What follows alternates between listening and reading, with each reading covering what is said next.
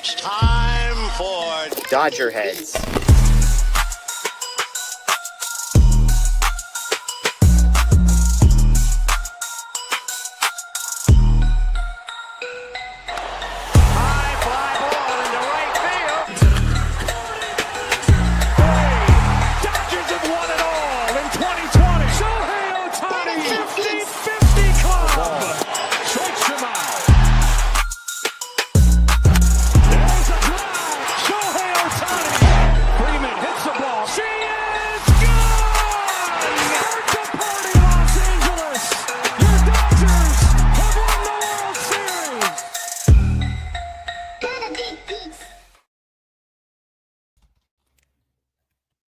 Nothing to be happy about today. What's going on, everybody? Scotty G here. Scott Geirman, welcome in. Emergency podcast edition, emergency show. Something that is absolutely necessary. We're going to get into all that. I'm going to let everybody trickle in here. I know everybody's just as mad. Everybody take a deep breath and then let it loose. This is your spot to just let it rip. I don't care. Keep the chat PG. Do whatever you got to do. But I mean, right when I say that, chat's on cue. This is the spot. This is the concerns we talked about. This is absolutely feels like a free fall. This looked like as bad of baseball that we've seen in years. I don't care what you guys say. Let it rip. Keep it PG. Don't go too crazy. But this is the time to vent. This is all of the stuff that we talked about, the things that we were concerned that could happen all at one spot. You are in prime position to expand your lead in the NL West. You're in prime position to gain ground on the Philadelphia Phillies. And guess what the Dodgers turn around and do? They absolutely forget how to play the game of baseball. Unacceptable stuff here. Against the Pirates. Yeah. Michael Carrillo says this against Pirates of all teams too. Yeah. We joked yesterday prior. I said, what's going to happen with the Dodgers? And I said, they're going to get swept, man. I said, joking around, they're going to get swept. Yeah. They very well might. They very well might. They're handing stuff away. Absolutely handing stuff away. This is a one of the most embarrassing little stretches I've ever seen. Yeah, David, pour it up. Pour it up. Didn't expect a show tonight. Pour some wine. Pour up some Johnny Walker Black. Do whatever you got to do. Crack open the cabinet. Drink responsibly, but do whatever you have to do to wash this thing away. This was ridiculous. I don't know. This team sucks. This first place team sucks. Like, these guys play like they suck. They've got a lead. This is one of the most mediocre first place teams I've ever seen. Like, that hot start prior to July 4th and then on afterwards, this has been terrible. Like, what are we doing? It's September. We talked about this on Dodger Heads Unplugged this morning. I got into this with Jacob Brownson. We were talking about how this team looks like they lack identity. What is it? They didn't show it today. Like, Emmett Sheehan goes out here. Shohei Ohtani's not feeling well. Emmett Sheehan goes out and gives them a fine outing. He does fine. He's not ready to go. Hasn't pitched, I believe it was 9 days. He goes out and gives him 4 2/3, 5 earned, 6 punch, just gives up 2 homers. He does fine. The offense goes out here. I had all this stuff pulled up. In these 2 games, 2 for 17, left 16 men on base. Today, bases loaded, no outs in the second, nothing. Bases loaded, 2 outs in the third, nothing. First and third, 1 out in the fifth. Big goose egg. What is going on? Different clubs in the bag. They don't have it right now. Andy Pages, I talk about him diving. It's fine at times. What the hell are we doing? Swinging at ball 4 multiple times, going deep into counts, missing the hangers. Other teams aren't doing this. Shout out to the over 500 in here. Hope everybody's just as mad. I'm going to take a drink of water here. They're playing dumb. They're playing like a different type of Dodgers team. These guys lack an approach top to bottom. They lack a unified approach to, traditional fundamental baseball and run scoring, runners on third with less than 2 outs. I don't care what you have to do. Put that big club away, get the run in, do what you have to do. When runs are at a premium, man, you have to do whatever it takes. And they're just not doing that right now. I've got multiple at-bats pulled up here that I'm going to get into in a minute. But I want everybody to take a quick second. Take a quick second here. Like, subscribe, hit that notification bell, please. We're on the road to 100,000. Let it rip tonight, man. Let it rip. But I'm going to bring in managing editor Blake Williams here. Thanks for joining, buddy. Everybody say hi to Blake. Blake, initial thoughts. I want you to be angry for a change. You have to be angry with this. This has got to be unacceptable baseball from what you're seeing. Yeah, this team is not playing good baseball right now. And like we saw this throughout the season, and I was kind of saying, like, just wait, be patient. Teams go through these stretches, but right now is the time where you have to play good baseball and turn things around. They're battling for the division. They're battling for a bye in the wild card round. Like, they're just not playing well. And whether it's a lack of focus or effort or lack of talent, whatever it is, I don't think it's the talent, but I mean, we have to talk about it, just how bad they are. Like, it is concerning, and it gives me real concern for the postseason. That's not to say like they can't go on to win the World Series or anything like that, but it is a concerning trend with this team right now. Yeah, I mean, welcome in, Blake. Thanks for joining us, chat, everybody. I got a couple super chats I'll get into. That's the best way to get a hold of us, the best way to direct the conversation if you're feeling strong about something. I know we got a lot of strong opinions tonight. Toss those over there. I'm going to get to them. I'm going to let this stuff, kind of carry the show. This is for you guys. But flat out, Dodgers embarrassed themselves in a shutout loss. This was on all fronts. I know Mookie Betts here. I believe it was with 2 on, Freddie Freeman up there, 1 out. Freddie Freeman pulls a fastball up and away into an easy double play ball where you don't have to, great swing, great pitch, fastball up and away. We know we've seen Freddie Freeman take that up and away a lot. Rolls over, Mookie Betts peels off really early. And I know we had our chat in there and we just said, that's how we're all feeling. We're all feeling dejected watching this team. We're all seeing the blunders happen in real time. We're watching it just waiting for something to go wrong with them at the moment. And it used to be that anytime there was a crack open in the door, Blake, the Dodgers were breaking that thing in. Confidence level as far as that right now, I just really don't see it. Yeah, I don't have much confidence in any part of this team, which is weird to say because some nights you'll see their starting pitching is just amazing and their pitching as a whole is great, but then the offense doesn't click. And then you see the offense start to click one night and put up 5 or 6 runs and the pitching allows 7. They just can't get on track with their entire team right now. It's really weird to say for a team that does have this much talent and shows the ability. Like, they have flashes of having brilliant pitching games. They have flashes of having great offense, but then they just can't put it together for more than a game or two if they get everything to click at the right time. And like, it's a really concerning trend and something that needs to be addressed with the team. I don't know what they can do, or I don't think it's like a thing where holding a team meeting is going to fix everything. I don't think it's a thing where just sitting Conforto or Teoscar is going to fix everything. Like, there's bigger issues at play here, and it's definitely concerning for this team. So I spoke this morning about how it's been since the end of June, and I know that we spoke about this last night doing some kind of prep show work for my show this morning on DodgerHeads Unplugged about how it's been since late June since we've seen the regular lineup. But now I think I can safely say, and we can safely say that, just like what you spoke about, Blake, that there are bigger things at hand right now. There is a cloud hanging over this Dodgers team that it's just not, it's not a matter of, how they're going to flub, continuous and numerous and gifted opportunities to score runs. It's a matter of when they're going to do it and how they're going to do it. And we've seen it consistently. There is a lack of a unified approach here with bases loaded. It doesn't matter who it is at the plate. It's just happening.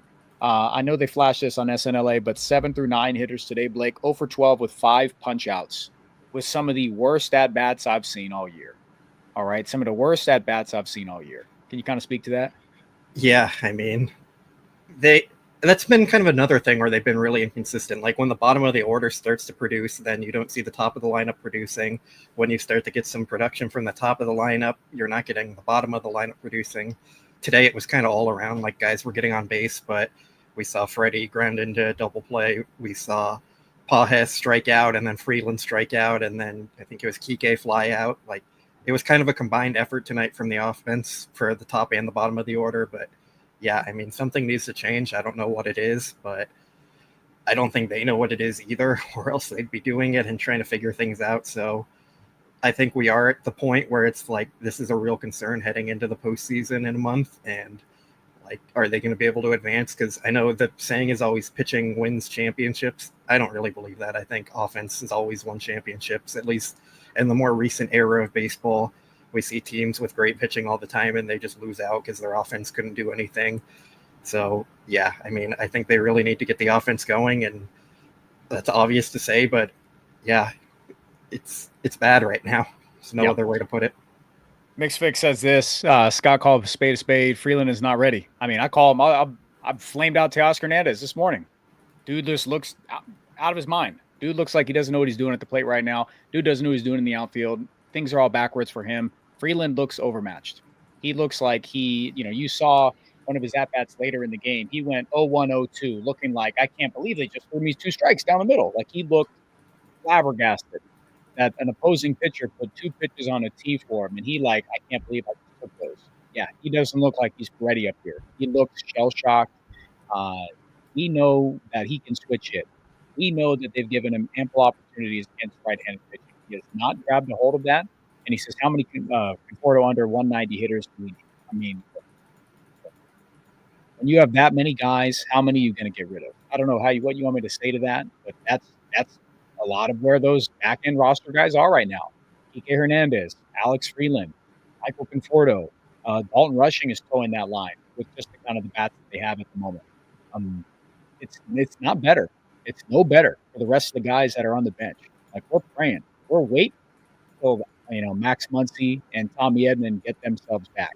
I got a couple of super chats here. Let me run through these, Blake. Real quick, Scott, I think your mic is kind of quiet. Let me turn it up. Yeah, that sounds better. Is it good? Yeah. Okay. All right. Bacon Tree, $5 super chat. Pathetic offense, 9 for 51 with the bases loaded. Is that this year or is that second half? Pretty sure it's this year.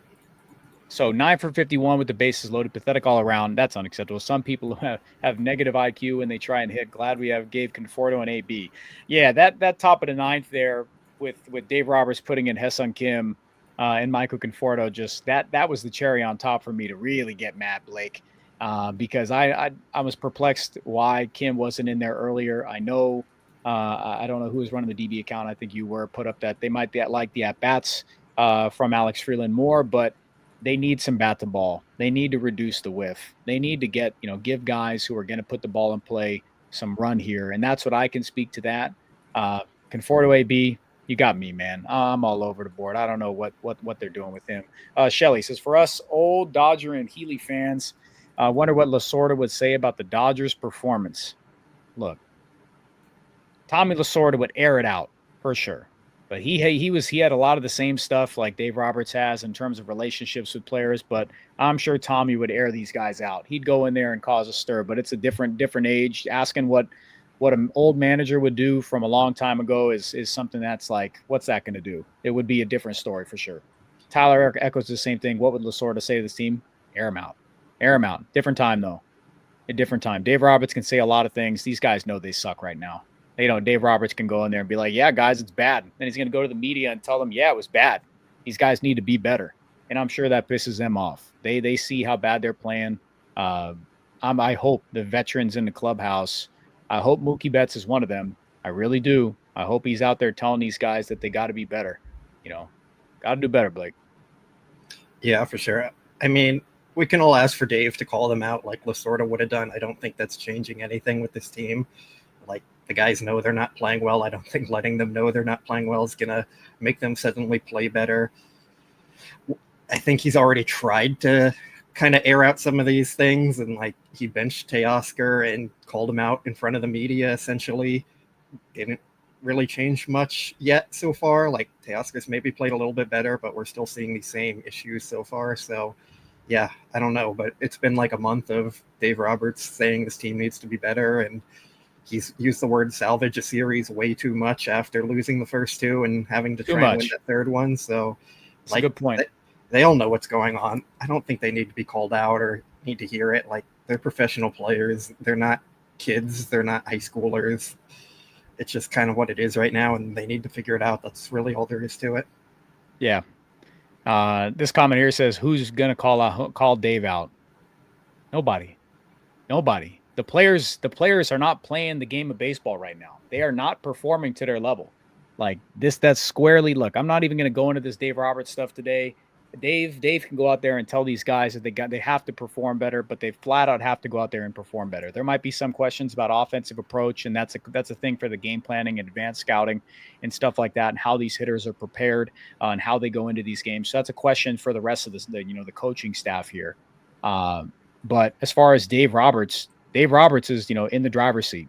He's going to put the lineup out there. These guys got to go out there and perform. That's just flat out how it is. That's how I see it, Blake. Yeah, like, we can call out Dave all we want. Like, what do you actually want him to do better? Like, I get it. We don't want Conforto out there, and then you put Alex Call in the lineup and people preface with all that. Everybody understands Call. that, so they can hear Blake that, like, Dave Roberts does not want to be penciling Michael Conforto, who can't hit anything. Alex Freeland struggling. Like, hear what Blake's saying on this thing. Yeah, like, you put in Alex Call and everyone complains that Alex Call was playing and had a bad game. He sits Alex Freeland and puts Kike in, and then Kike goes 0 for 4, and people complain about him having a bad game and why is he in the lineup. Like, there's only so many things a manager can actually do. And I get, like, the runway's probably been a little longer than most people would want for Conforto, but, like, the replacement options aren't great either. Haesung Kim just came back off the IL, and sure, he should have been in there today or tomorrow, but before he was injured, he was hitting like 200 for a month and striking out at a 30-something% clip. So, like, is he even the obvious answer here? It's just, this team really needs Edman back. They need Muncy back, and they need their star players to actually start performing, and then things will kind of figure themselves out. But if that doesn't happen, there's really nothing Dave can do either way. Yeah.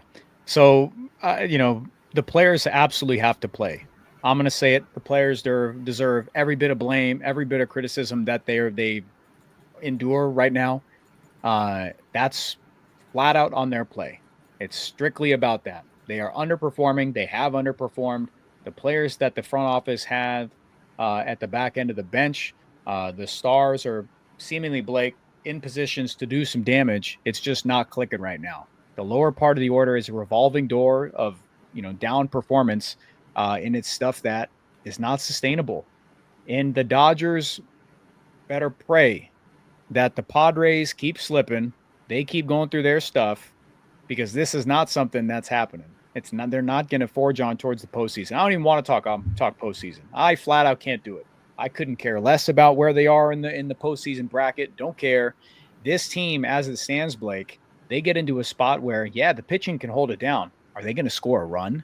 Are they going to know what to do when that moment calls for it? When you're in the lower third of that order, even the lower half, when that happens, and I hope Will Smith is okay. We haven't even talked about that. But are they going to know what to do when those lights turn on and we get to postseason time, buddy? They haven't. This is against the Pittsburgh Pirates. You've got a starting pitcher who does not have the longevity in here, does not have the experience, 70 pitches through like 3 innings, and they don't have a run. I think his strike-to-ball ratio was basically 50-50. I think it was way more in the ball territory, and they don't have a run, Blake. Like, this is just flat-out inexcusable stuff, and I just, chat, flame them out. They deserve it, for sure. Let me put up some of these more super chats here. Aaron says, I'm surprised they don't have a sign in the clubhouse that says, at least we have 2024, because that appears to be the team motto this year. Look, the World Series hangover is way more than that. These guys are dealing with the World Series hangover and a big stink. That's what they've got going on here. Like, it's way worse than a 2024 World Series hangover. They're not looking like themselves. They're losing games because they just flat out aren't getting it done. Not playing fundamental ball. List goes on. Casey says, thanks for the super chat here. Appreciate you, Casey. It's good to see you. Flying out to Baltimore for Friday and Saturday games. Hopefully my brother and I can bring us all the Dodgers some luck. We're 7 for 7 at the stadium so far. Yeah, they need everything they can get. Maybe you can yell at Teoscar Hernandez to take a better route. Maybe you can yell at Andy Pajes to stay inside the strike zone. They need it all. Whole lot of things. Do whatever you have to do, Casey. All right. Then Aaron, this is what we talked about on Dodger Heads Unplugged. Don't worry. It's not like we have to face Paul Skeens next, but they do. They face him tomorrow in the finale to hopefully, like what you said, Blake, salvage a series. The funny thing is just how baseball works. They're probably going to score 7 runs in like 3 innings against him, and then we're all going to be saying it's the offense back, and then the next game they'll get shut out by some 5 ERA pitcher again, because that's just how they're playing this year. Like, they're playing up to their talent and playing down to the talent that they're facing. So, yeah. I mean, Skeens, if he threw a shutout tomorrow, it wouldn't shock me, but don't know. I'm kind of betting on that 7-run outcome for him. Yeah. Potter's Burner, what's up, bro? It's good to see you, man. It's good to see you tuning into the channel. I know you're hurting just like us. Whole lot going on in San Diego. Soak up that L like Sasaki and OKC. Yeah, not good, buddy. Thanks for the super chat. Appreciate the support. Stay as long as you like. I don't mind you. I see you on social media. It's good to see you in here. Yeah, not good. Not good times all around. How's Xander Bogaerts doing? But tough times, man. I feel you. It's all bad. Let's see. Jonathan, sometimes I wonder why I care so much about something over which I have so little control. Yeah, it's why we watch the game. That's why we love sports, and that's why it hurts so much. It's not like you can do anything about it. Flat out sucks. When it's good, it's good. And when it's not, you either care way too much or you just turn off the TV and forget about it. Let's see. Unless you're us, and then we have to watch them all. And then we have to watch it, and then I have to come on here. And that's how it goes. It's my favorite thing. I love talking to chat. Chat's the best. These is the best time. Chat fired up. Horrible time for the team. First place. Ridiculous. 300. Alex Freeland can't keep striking out looking. Yeah, he can't. Flat out can't. Blake had some good thoughts about it. Blake, what are you seeing from Alex Freeland here? And once Tommy Edman and Max Muncy come back, he's one of the candidates that you think to get sent back down. Yeah, with Freeland, it feels like he's too passive in the box right now. He's not aggressive in the strike zone. He's taking until it seems like he's at 2 strikes every time.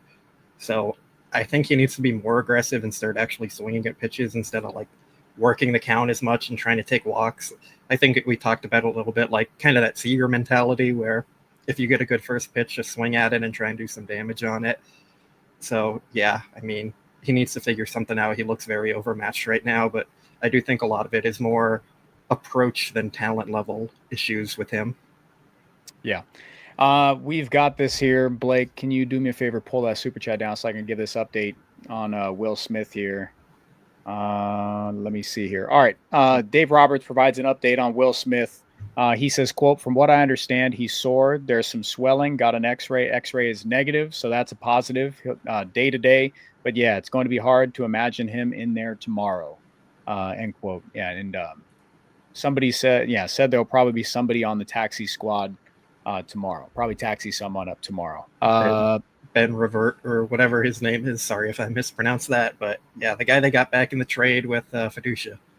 So, just depth, and we're going to see a couple starts from Dalton Rushing here. So hopefully, he put a charge into one today.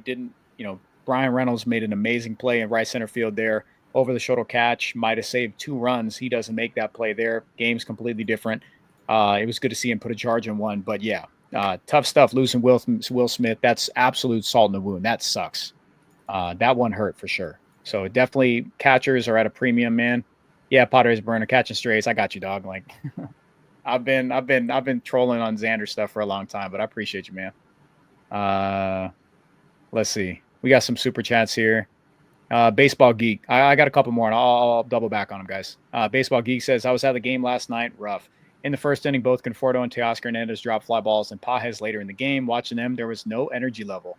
I wonder how that is. And I'll be honest, I haven't been to a game in a little bit to like see that, but like I'm sure on the road it's so different in like a really bad performance.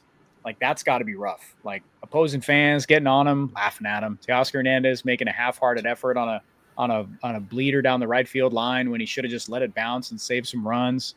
Man, it's just talk. Blake, you got some thoughts on this one. Go ahead. Well, to be fair, it's Pittsburgh, and they don't have many fans showing up to the games because they all want the owner to sell the team. So yep. They probably got a little relief there, not having a bunch of rowdy opposing fans there. But I will say that Conforto fly ball to him, like no left fielder in baseball was catching that. Like he shouldn't have made the dive. That was tough play. So the Teo one was really bad. But yeah, the team, it does seem like they're lacking energy right now. I know Dave keeps saying it's focus and effort, but yeah, I mean, I think it's all around. I think it's list out A, B, C, D, E, and like those are the issues with the team. I don't think it's any one thing specifically. Yeah, I feel like it's bigger issues that need to be addressed. And like I was talking about a little bit in the chat, I think it was earlier today, like it's not an issue that could have been fixed at the trade deadline. Like bringing in Steven Kwan isn't fixing that. Bringing in a closer isn't fixing that. Like it's just, yeah, I don't know. might need to be real changes in the offseason if things don't turn around, but this team seems complacent right now. Blake, man, I was ready to crash out on that Freddie Freeman hanger down the middle. He did nothing with it. I was ready to flip out. I was at the gym. I was ready to go insane. Watching the game, it was nuts. Michael Carrillo says, "Can we make Aegon our new coach?" Nah, man, I don't want that. I don't want that. We're not changing. Come on, Mike. Don't do this, buddy. We got some more stuff here. Dodgers Down Under. Appreciate you, man. Great super chat here, $10. He says, did Colorado mess Freeland up 11 Ks in the last 16 ABs? I would push back on that as far as like, did that mess him up? He's exhibited these problems a little bit before then. I know like the K number's there, but like he looks overmatched. He looks like he's guessing up there. His eyes just aren't seeing it. He might be working some counts, but when it comes time to get some bat to ball, that hasn't been there at all. And that's the K numbers right now. I think that was going on earlier, and it's just been all pressed into this one bit. He says that back end lineup has become a hole, and we need Edman to give Freeland a break. Break might come in AAA for sure. I think that's just kind of where it comes, which is a week ago would want center field, but Freeland changes that. Look, if Alex Freeland was hitting, I think a lot of stuff would be different. I think Michael Conforto's fate on this team would be a whole lot different if Alex Freeland was hitting. That would remedy so much because having a switch hitter who can play good defense, move around the diamond, that changes a lot, and he's just not getting the job done. He looks early on, there was some plus there. I was hopeful about it, but boy, he looks, when you see frustration on like, I can't believe he threw me a ball down the middle like that. That's something that there is way more going on there. Laura says, Will Smith X-ray negative. Yeah, appreciate this update, Laura. Thank you so much for this. It's good to see you in here tonight. Sorry you had work earlier. That sucks. You should quit and just listen to the show at 10 a.m. every day, Monday through Friday. DodgerHeads Unplugged with Scotty G. Cancel your plans. Join us. Kill me out, Blake. What's going on? What's going on, man? What's going on? The team is playing very bad baseball right now. I don't think there's a whole lot more to it than that. I mean, like, I think we both agree this team has the talent they need to win. Like, I don't think anyone will really debate that. The bullpen has talent. The rotation has talent. The lineup has talent. So, like, that still gives me some confidence they can turn things around and figure it out. Like, no one's going to care about the stretch if they go into the postseason and play quality baseball and end up winning the World Series, or like even making it to the NLCS is an accomplishment in itself, and just making it to the World Series is an accomplishment. Of course, you want them to win, but I don't think anyone's even giving them a chance to make it out of the wild card round right now. So, yeah, like, this team has the talent they need. So that's encouraging, but like, until we actually see them do it over a consistent stretch, it's hard to believe that they're going to do it. Yeah, it's stuff we haven't seen, stuff that we need to see. It's embarrassing. It's an embarrassing stretch here. I saw one that I want to put up. Yeah, somebody says, oh, Beaches, Scotty G and Blizzy Blake, Shaq and Kobe. Shaq and Kobe, man, Blake hates when I put that up. He just, for some reason, he's just not a Shaq fan. I just don't get it. Blake. Because I'm a Celtics fan, remember? No, this guy, man. You know, Shaq and Kobe. We throw it a lob. The chat misses the show. But we got Monday through Fridays now. I want to speak to this. SNLA, I guess, spoke about this. Robert Von Scoyac. Is it time? I don't know about this late in the season. I don't think that the Dodgers aren't an organization that does that type of stuff. Might it be time, Mr. Blake Williams? I mean, I don't think so. Like, they've won 2 World Series with him. They've made the playoffs every year and have had a top offense. I don't think they'd, like, scapegoat him. I think they would try and make some changes to the offense and figure some things out. But, like, realistically, when we look at the team this year, Freddie Freeman had a really long, poor stretch. And, like, you're not going to fire Van Scoyoc because of that. Mookie had a really long stretch of poor production, and he seems to be turning it around now. But yeah, you could debate if that was the wrist issue or his illness or whatever it was. Like, that's not a Van Scoyoc issue. Conforto, like, maybe a Van Scoyoc issue there. It seems like they tried to change some stuff and he's just completely lost it at the plate. Like, yeah, Teoscar just not performing to the level of expectations. Like, I don't think those are the kind of things you put on the hitting coach and then you have other guys in the lineup. Like, we've seen long stretches of AAA type players in the lineup covering for injuries. That's not something you fire the hitting coach for. Like, yeah, I just don't see Van Scoyoc being the scapegoat.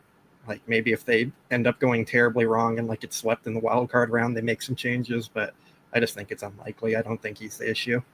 Yeah, I agree. I'm trying to make sense of, the people they have stuff and they have thoughts, and trying to make sense of it all and looking at different angles here. I'm going to get through a couple super chats, and I want to go through a couple of these at bats here, in different spots.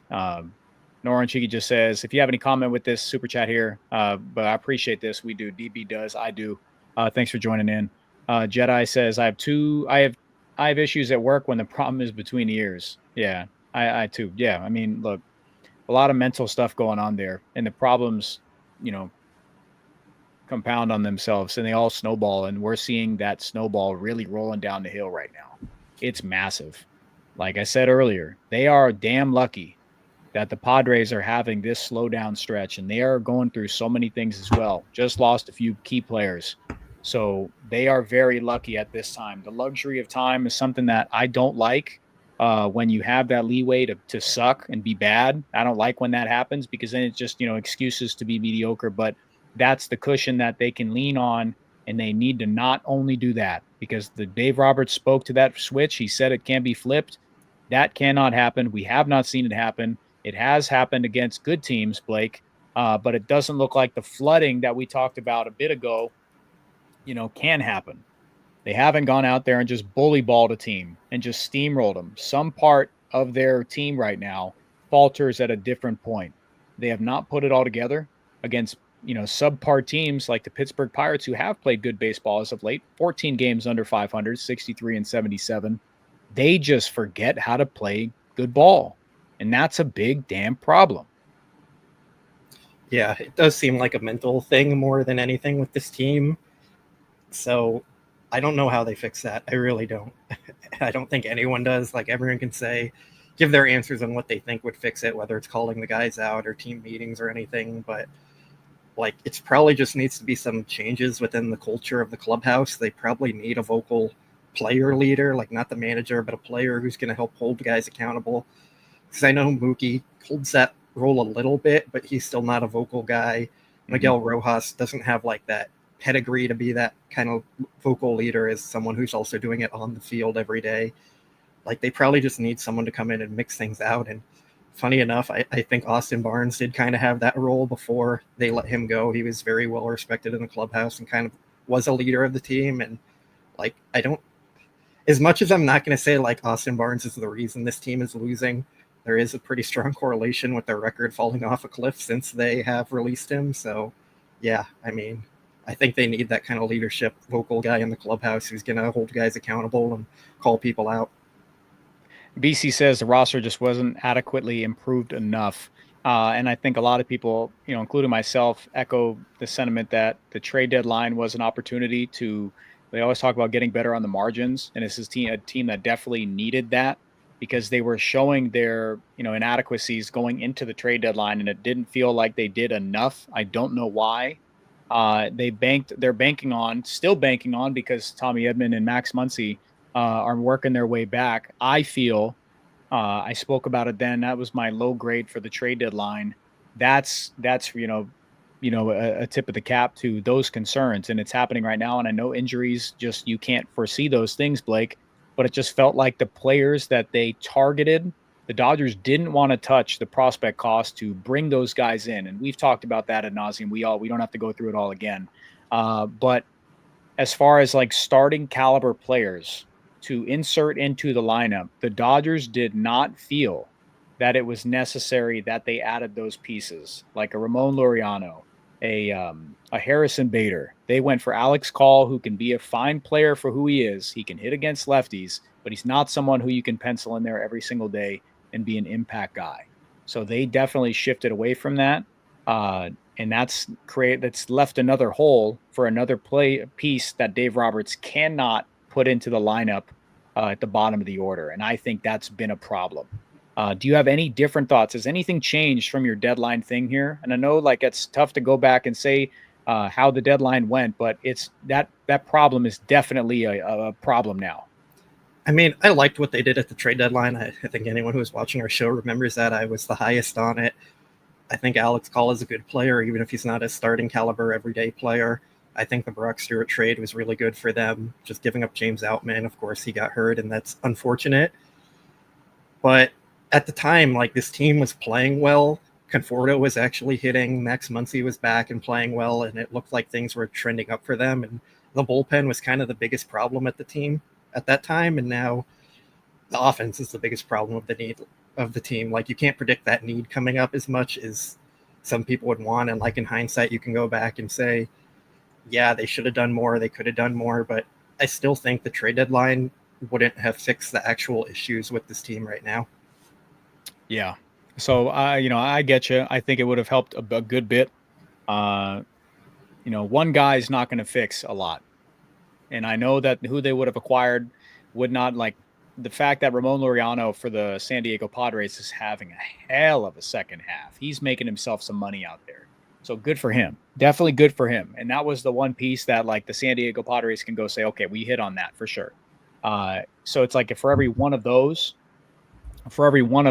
like, the Dodgers go out and get an Alex Call or Harrison Bader or another utility outfielder or, platoon outfielder, and that's how it goes. So I understand that, but it's just, I understand where the pieces are that the Dodgers needed to bring in, because it was right in front of them, Blake. Aaron Boone says that all the time. It's right in front of us, but it felt like the holes were right in front of them to remedy. But they just, go ahead. I'll push back and say, like, we're still not talking about the talent issue being the reason this team is losing. Like, at the trade deadline, you're adding talent. It still seems more from a mental side, lack of focus type effort, maybe World Series hangover. Like, you'd have to go out and add 3 or 4 different hitters and pitchers to kind of fix those issues and cover them up. And I just don't think that player was available at the trade deadline. Fair to say. I get what you're coming from. Pitching end, I think they could have done that. I think they could have aimed higher than Brock Stewart. It's unfortunate he got hurt because I like that. So I'm definitely. I think on the pitching end they could have done that. But Blake Williams, he's got to head out. Thanks, buddy. I appreciate you joining in. Everybody say goodbye to Blake. Thank you to Blake right now. Thanks, buddy. We'll talk later, man. Thank you. All right. Let me put myself up here. Let me get this going. Let me do this here. Don't kill me, admin. Okay. It's just us, chat. I got some super chats to get into here. Thank you all for sticking around. If we've got some more here, let me know. Laura says, do we really believe Max Muncy will magically turn this team around? No. But the hope for me with Max Muncy is that he's going to bring, another key bat to an offense, because when Max Muncy even came back, he started producing. When he came back from the knee for those, that little stretch, he was producing, which is remarkable. So it says to where Max Muncy is as a player right now, mentally, physically, and where his swing is at. So we hope that when he comes back, he's able to reinsert himself into a big piece of the order where you don't have, the Andy Pajes who's diving outside of the zone. At least Max Muncy goes up there and he's shown that his at-bat quality has been stellar. He is, once he got glasses, and I always like to tease Blake, as Blake says it wasn't with that. It was at a different approach. So however you want to dice it up, Max Muncy turned himself completely around from the early season struggles. And Max Muncy is every bit of a key cog to this offense. Get themselves in there, get themselves back to a spot where you have professional at-bats, you have big league at-bats, you have some regularity, because the constant shuffling that they're doing in the 7, 8, 9, that gets you 0 for 12 with 5 punch-outs in a game against the Pittsburgh Pirates where their starting pitcher throws 70 pitches over 3 and can't find the zone. And guess what? You don't put up a run, and you give up a game when you could have gained a game on both the San Diego Padres and the Philadelphia Phillies. It's a lot. It's a lot, chat. There's a lot of variables going on right now and a lot of missed opportunities. And missed opportunities is something that the Los Angeles Dodgers, who just came off a World Series victory, are something they can't afford to lose, because you look around and not one area of the team, except the starting pitching, are holding up their end of the bargain. The starting pitching is putting this team in an opportunity and a chance to win, in a place to win ball games almost every single game. Clayton Kershaw goes out there, the offense battles back, ties the game, goes out and gives them 5, and guess what? The bullpen blows it yesterday. So it's happening too much. I talk about 2/3 of the boat's got to work out. They're getting 1. And that's why they're sinking. EC says, so true, Scott. Yeah, it's tough. It's tough. And I know that for a fact. Yeah, bringing up Untouchables to Paula and Hope, at least that'll be fun. Yeah, I mean, we'll get to the untouchable conversation down the road. We'll talk about that in the offseason. I don't want to talk about any prospect stuff. If they want to go out and they want to trade a few guys, shake things up a bit. Teoscar Hernandez, if that's how it goes, is what it is. He showed, his hand, a lot of stuff here. He was for what it was on the surface, a bat they needed to bring back hasn't worked out. He looks way different, unrecognizable from the player that I really fell in love with because of what he could do with runners in scoring position, key spots. I still believe in his ability to do that because we've seen it before. But these other players on the team, these other guys, I don't have that. I don't have that right now with almost any of them. Shohei Ohtani, Mookie Betts, Freddie Freeman, and then what are we getting? Hope Will Smith is good. Hope that hand's good. And then we'll go from there. I need to see Max Muncy and Tommy Edman and get them some regularity because that sucks otherwise. Phil, thank you for this one, man. He says, Scott, congrats on the new show. Great to have you back and get you, Blake, and the rest of the guys chopping it up. But this team is bordering on unwatchable. I don't know about you guys. I have a lot of people, they're not casual fans, but I have a lot of people that when stuff goes wrong and it gets that cringe watch, that secondhand embarrassment watch, they want to turn off the game. They want to turn off the game. But Phil, thank you so much. Appreciate you congratulating on the new show. Again, I'm live Monday through Friday, 10 a.m. DodgerBlue.com. You can find a ton of work there. My show you can find broadcasting on YouTube. We simulcast that, Facebook, Twitter, everything. You can find us all there. Won't be live tomorrow though. But every day, Monday through Friday, rolling into the playoffs. So make us your home every single morning. When we're getting ramped up towards playoff time back into the season, I'm going to be live right there with you, riding that roller coaster. So thanks everybody. Let's see. Baseball Geek says, I'm heading to the Loons game tomorrow night to see the guys for Freeman refuse to trade. Yeah. Look, that's something. That right there, look, there to what Blake said and what we saw, the players out there this year, the ceiling of what they were, it felt like there were a lot of good like role players or pieces that you could plug in that are nice. Ederico, it's DodgerHeads Unplugged. What the name of the new show is. A lot of guys on the trade deadline that were solid players, like the Ramon Laureano, Harrison Bader, Willie Castro, but there wasn't that one big name. And the Luis Roberts stuff from years ago just never came around. Chicago White Sox held on way too long, and sunk cost fallacy came in, and that's where they're at. And they didn't want to move him, and the price was way too high. But I'm gonna die on the hill that the Dodgers at the deadline, as far as value, fine. But as far as impact, it was lackluster. If people were tuning into that show, that's where I stood.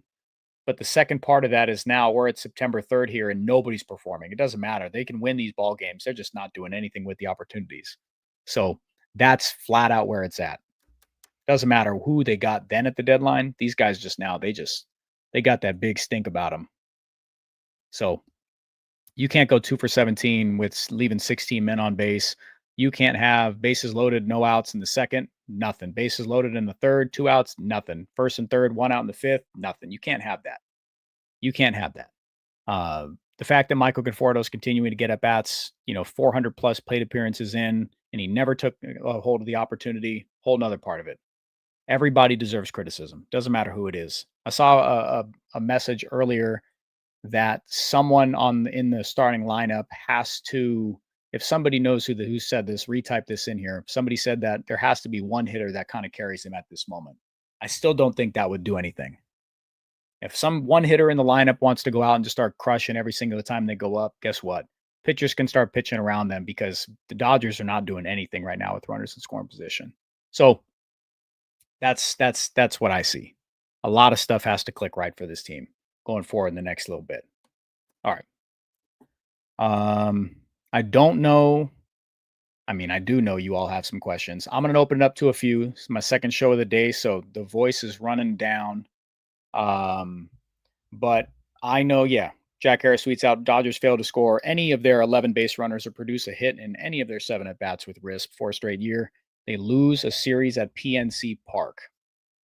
So Jack Harris with those thoughts there. Let me turn my thing up here real quick. All right. There we go. I'm going to all caps question, put something after that. And I'm going to take a few and then we'll get out here. Yeah. Federico says, terrible stretch on Scott, and it's September already. We blinked and it's September 3rd. just like I spoke about this morning. If you didn't tune into that show, you can find that. Go to the Dodger Blue channel right here on YouTube. If you're listening there, if you're on Twitter, Facebook, go to the Dodger Blue 1958 YouTube channel. Watch that show back I had this morning talking about the Dodgers' lack of identity. Because if just when you look at it, the foreshadowing of that to talk about, I don't know if they've got one. They don't even know what it is yet because they haven't felt like a regular lineup for quite a bit of time here, and it's September, and they haven't put themselves in battle mode at all. They had a couple spots there against the Reds, the Toronto Blue Jays they battled, San Diego Padres, but overall, you can't go out and lose series to teams that are under 500, underperforming teams that are going out there and playing like it's, like Mookie said, it's their World Series, but you can't just fall on that sword every single time and say, well, the team's playing hard. You're the better team. Go perform like it. Go act like it. Have the body language like it. Stop puppy dogging. It's September and you're tired and it's a World Series hangover. It's too late in the season for that.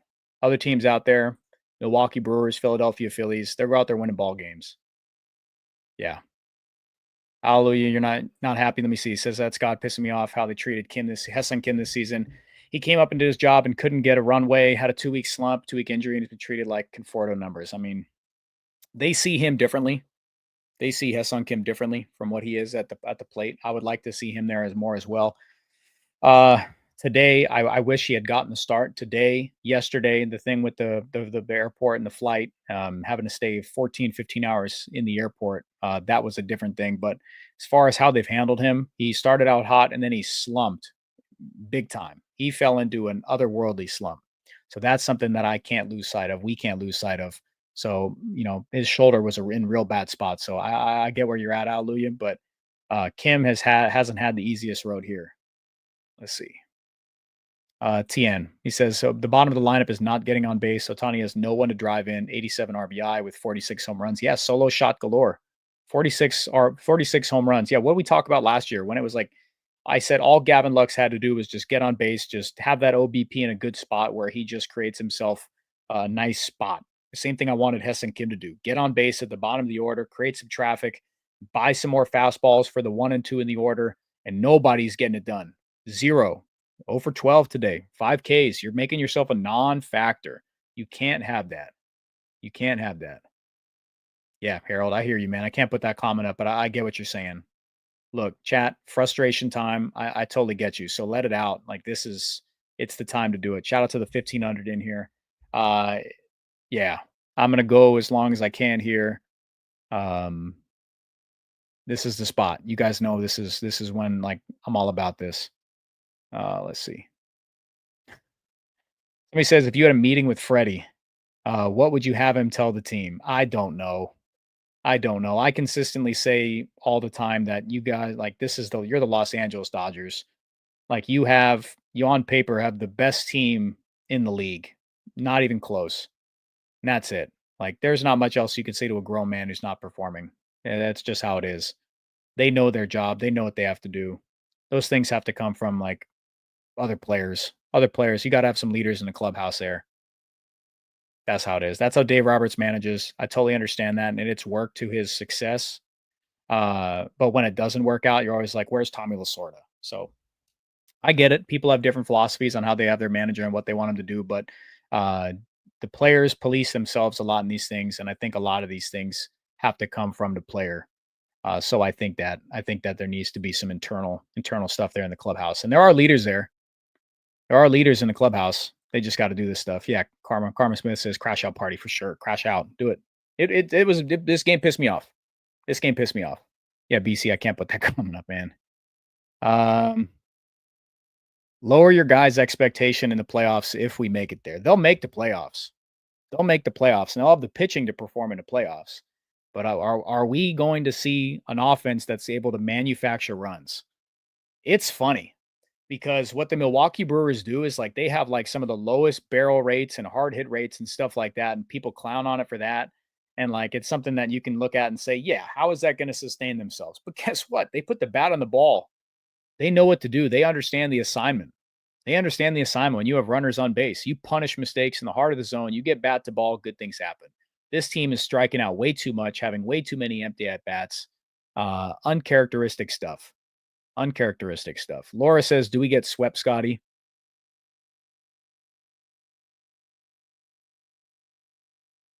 Paul Skeens is a stud. Paul Skeens is an absolute stud. He fills up the zone. He throws absolute FU fastballs and has a treasure trove of plus pitches. So we need to see what they can do. Do I have confidence in their ability to do that? Possibly. Did they do it today? Not a chance. Did they do it yesterday? Not a chance. How much confidence do I have, Laura? You tell me. You tell me. All right.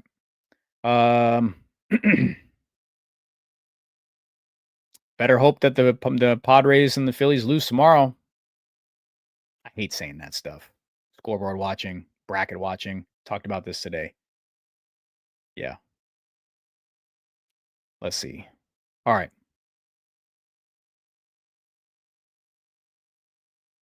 HK Movement says if the current score holds, Cubs, Phillies, Milwaukee, LA, all 5-5 in the last 10, Mets 6-4, Padres 2-10. Who do we think is the most dominant team there? I could break down all of those. I think the Cubs can do their thing. The Mets young starting pitching can do their thing. The offense, Soto, Pete Alonso, Phillies, man. The Phillies just, Aaron Nola losing Wheeler is a massive loss for their team. I can't understate that enough. Zach Wheeler, I think I enjoy watching Zach Wheeler pitch up there with like top 3 in Major League Baseball. I love the way he pitches. He throws fuzz like he is a stud. I love him. And the Brewers just are getting it done. They've got a philosophy that's absolutely working for them. So how can I bet against that? They're the number 1 team in the National League. I can't bet against what they're doing. I've enjoyed what they've done for years. I'm a Brewer from watching the Brewers and their player development. They've just flat out done that. Rookies come up, they perform. They've got a unified approach, top to bottom, it seems, that's working for them. And they've got optionality with their young players that they can come up and not look overwhelmed in Major League Baseball. Pat Murphy is doing a great job there.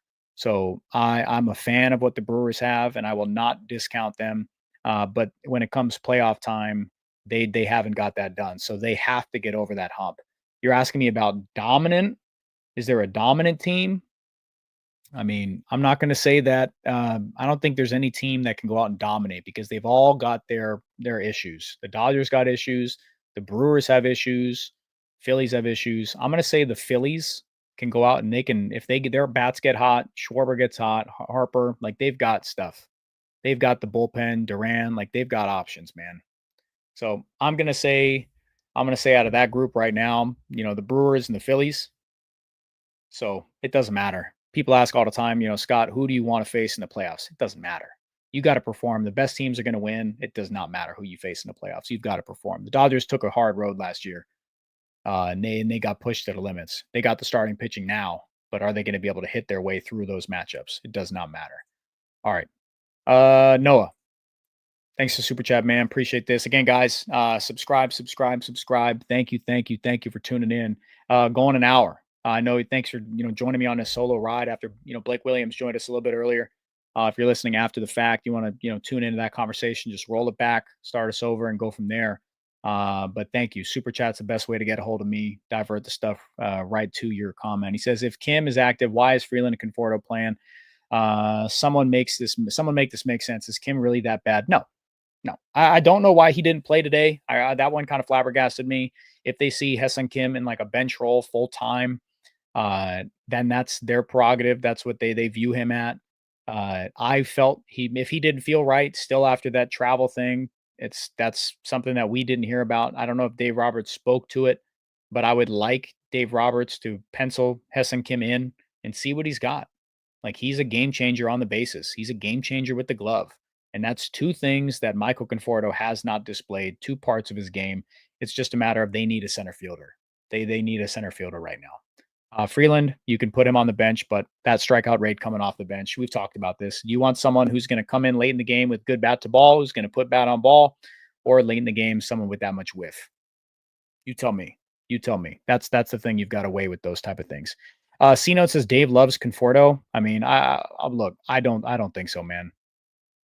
I don't think so. A manager watching a player go through that much stuff, I don't think so. Couple more there's a couple more questions, guys. But every time I say that, someone puts a super chat and I keep yapping. All right.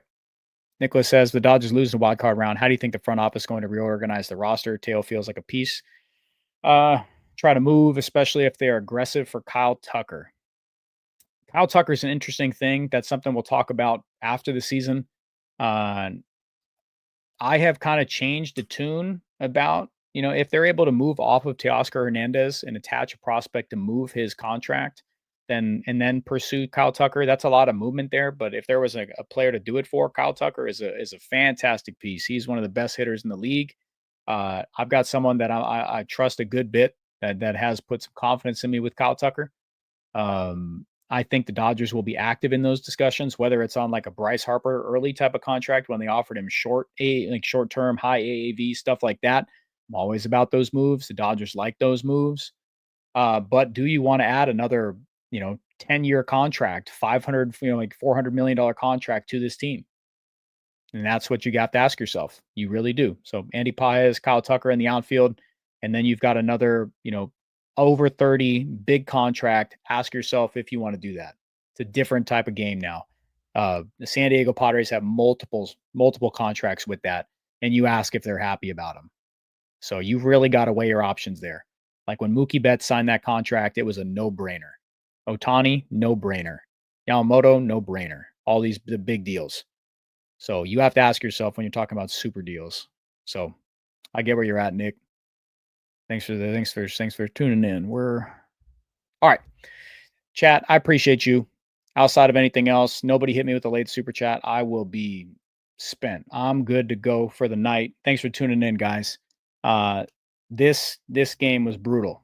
Dodgers have to do their best to avoid the sweep tomorrow against Paul Skeens. Somebody asked me about Shohei Ohtani tomorrow. I'm not sure about that. I would say they're not. They might just skip his start there, have him throw a side bullpen sesh, and go from there.